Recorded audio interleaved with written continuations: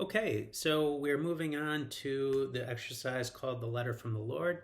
This is a collection of scripture woven together into a letter from God to your client.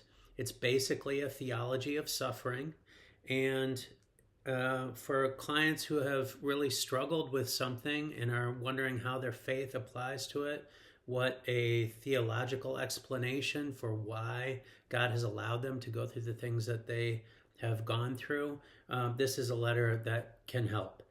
Um, I, this is a letter that, for a client who is a Christian, they're gonna love this exercise. For clients who are not Christians but are spiritually seeking, they're open to spiritual things, this can be a helpful letter to them. I typically use this letter after I've done the personal history journal. So I've met with them at least once. I have established trust. I've established rapport. I've got some relational credibility. They know that I'm on their side, and I've done the personal history journal. I've learned more about them, including things, all the difficult things that can come up in the course of doing the personal history journal. You find out about, people they've hurt, people who have hurt them, family of origin stuff, things that may have happened to them at school, in their work life. There's all kinds of room there for, some significant wounds to be incurred along the journey that they've been on. And so this is something that you can then use. And in some ways it's diagnostic, because not only are you giving them a theology of suffering, but you're also noticing as they read the letter where there seems to be some emotion coming up for them.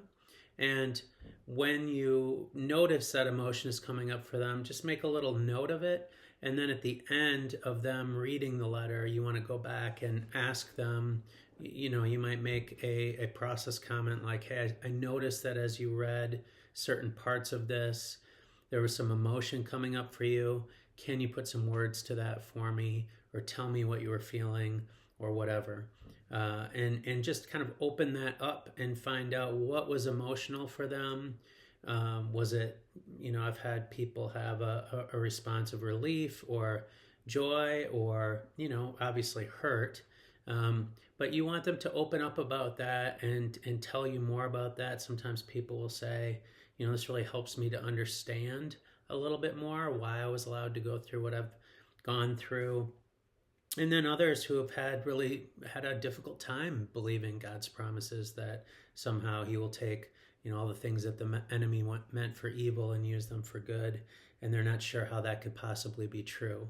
But at least then where those sensitive areas are that they're still healing from and they're still looking for answers for, and you can address that as a part of your coaching. Again, we're not going back into the past for healing, but if there are some sensitive areas, we want to know how that factors in to their journey going forward and dealing with things in the present. The way that I usually introduce this is something like, I might pray with them to introduce the letter, asking God to help them really connect with his words. Or I might do a visualization exercise, like, having them imagine going to the mailbox, seeing a letter in there for them. It says from Dad to their name, and then have them open it and imagine them opening it and reading it as if it's addressed specifically to them.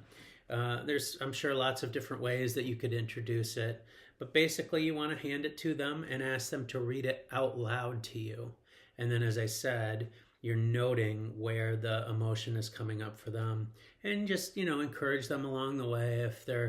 Sometimes people are crying as they're reading it.